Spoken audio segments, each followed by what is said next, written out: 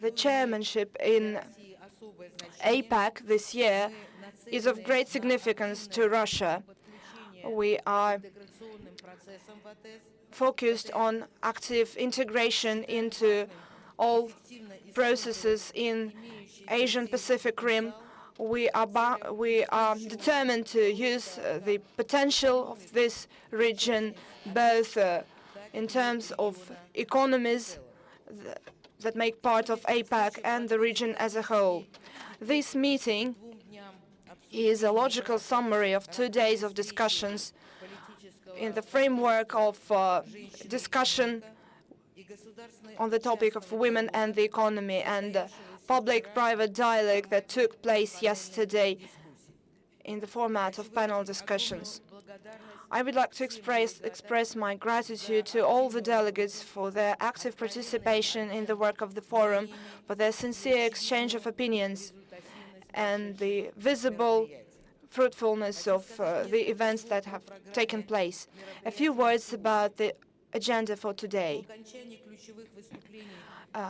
As soon as the keynote speeches are delivered by Russia, the US, and Indonesia at 11 a.m., I invite you all to take a photo, to take some part in the press conference, then coffee break. After that, we will continue our discussions. We are planning to have 3 sessions, 1 hour and a half each, with a lunch break. It's very important for us to give the floor to all the heads of delegations, and this is why I invite you to put forward your suggestions, and I hope that we will be able to adopt the final statement of the forum, and you have a draft of this statement in front of you. In the evening, we are planning to provide a river cruise and help you see the beautiful sights in St. Petersburg. If you have any comments, if you want any amendments to the agenda, I invite the participants to make their comments. With no comments, I rule that this agenda is adopted. Now, I would like to give some suggestions on the topics that we are discussing. Dear participants in the forum, ladies and gentlemen, I heartily welcome everyone who is gathered in this room. Russia, which chairs APEC this year, confirms its commitment to continuity of this policy partnership, women and the economy. The very topic of our forum today is an evidence of the growing involvement of women and the more broad and active participation of women in the economy, including the economy of this dynamic part of the world, Asian Pacific Rim. Today, there are all the grounds to believe that this process has become irreversible.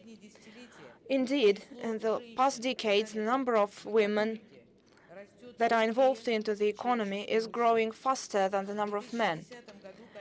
In 2010, the number of women in the total workforce is 1,200,000,000 people, which is 40% of the total global workforce. According to a number of international organizations, by 2020, the economy will accept another 870 million of women. These figures evidence that women are becoming a key factor behind economic growth. If women are able to take part in the economic and political activity alongside men, if they have an opportunity to unlock their intellectual, professional, and creative potential, their business initiative, this will positively influence the global economy as a whole. This is why we, the participants in this forum, must do everything to involve women in the economy and to appoint them to positions that would be determined by their educational and professional level, their business abilities, and do not depend on the constraints caused by gender prejudices and outdated traditions. Such concerted efforts are especially important today against the backdrop of an upcoming wave of global crisis. We have been discussing this thoroughly during the St. Petersburg International Economic Forum, which has taken place recently and was attended by political leaders, heads of largest international companies. Our stance is that the threat of a new wave of the crisis can only be eliminated by concerted efforts of the global community that would be aimed at modernization of the current global financial system. This was noted by the president of this country, Mr. Vladimir Putin, who said that we must move from declarations to a real reform of the International Monetary Fund, other international financial institutions, to a reform that would take into account the new economic balance of power. An important part of this new structure is the Asian Pacific Economic Cooperation Forum. Countries that make part of APEC account for 40% of population and 57% of the global GDP. In other words, APEC now is one of the centers that they are responsible for economic climate in our planet. Women take an active part in all the processes that are happening in this region. Here in this room, we do not only have representatives of political and business communities in the APEC. Here we have recognized leaders in this sphere. The San Francisco Declaration, adopted at the first policy partnership meeting, Women and the Economy, has identified 4 key areas for improvement. These are access to capital, access to markets, skill building and capacity building, and women in the leadership. A positive experience of dealing with these issues has been accumulated by all the countries, including Russia. Our country has done a lot to increase the role of women in the economy. Women in Russia are now a powerful driving force behind the development of the country. 81% of all working in the education sector are women, 80% in healthcare, 60% in financial sphere, 62% in trade.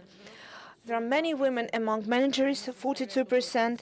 They also account for around 30% of small and medium-sized businesses. Women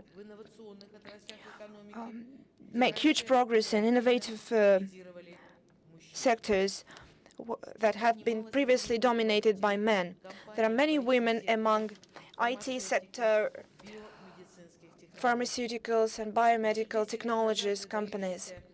10 years ago, an important French figure, Charles Fourier, noted that the progress of the humanity is directly linked to the involvement of women into the society.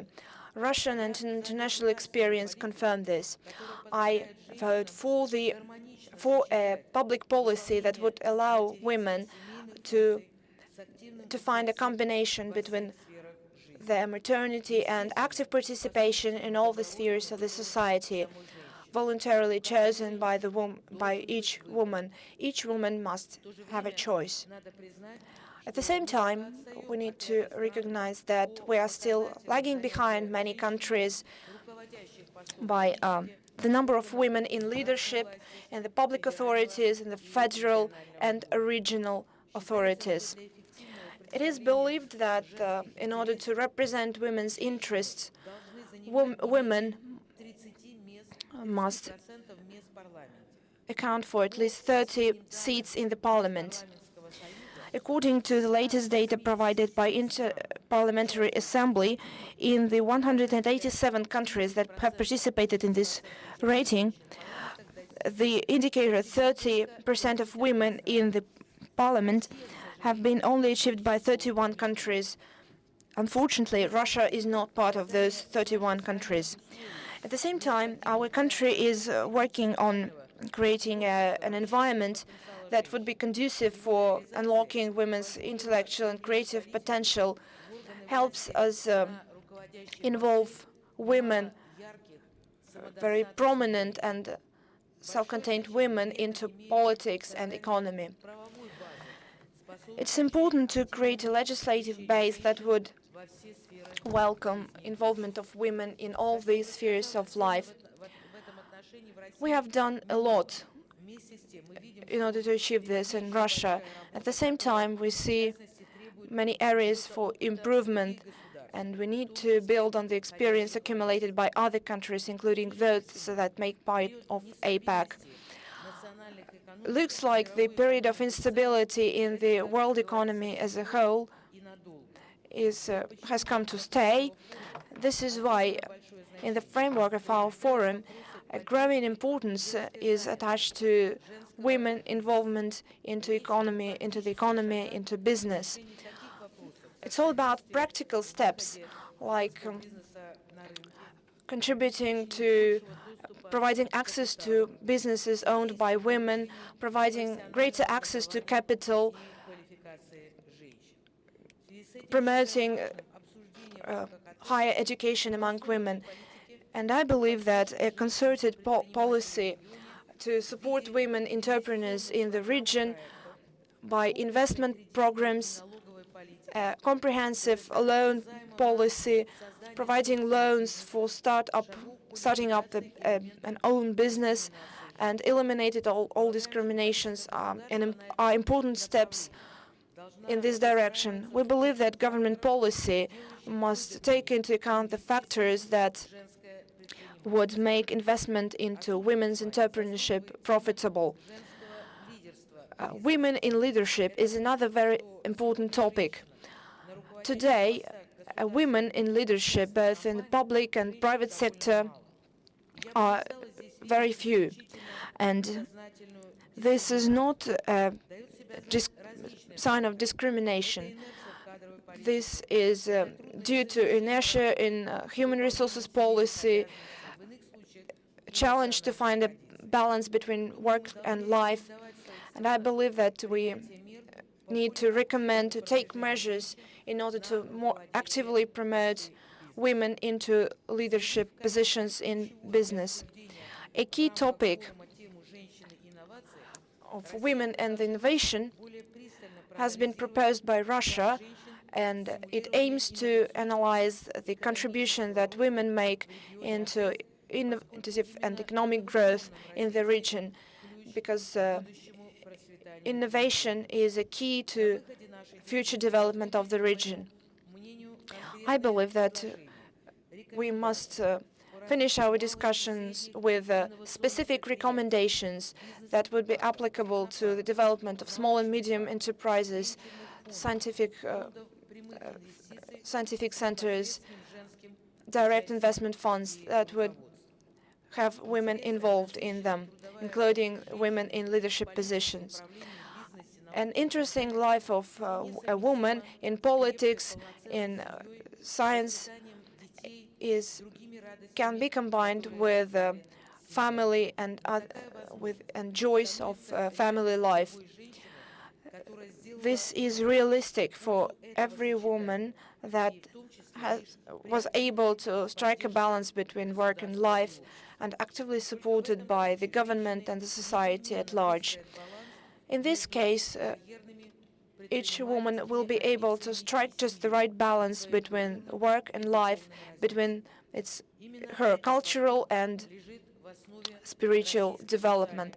This is the approach that is behind social policy in Russia. I'd like to say that women and families that have children attract a lot of are supported by the government. Women are entitled to 18 months of paid leave, and a woman who gives birth to a second child receives over $10,000 from the government.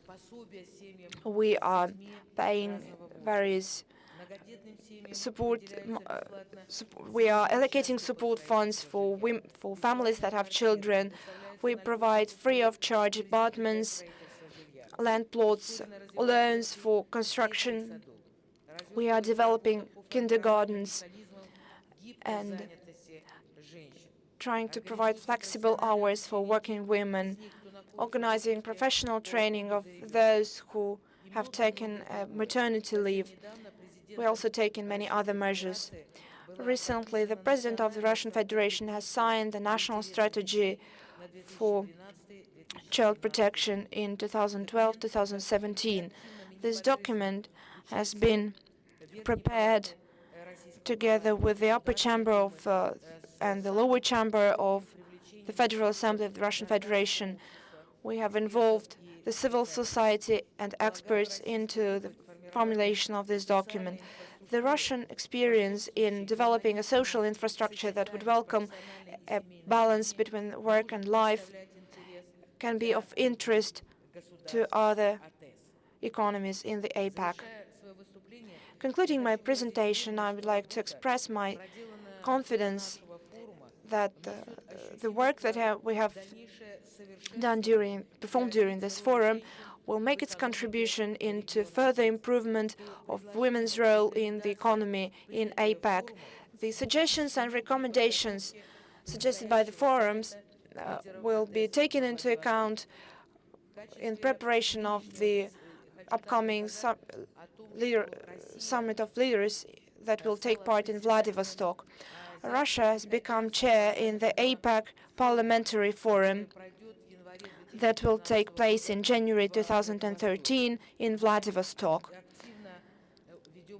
We are getting ready together with our partners in formulating an interesting agenda, and I believe that it will be of interest to all the participants in the Asian Pacific Interparliamentary Forum.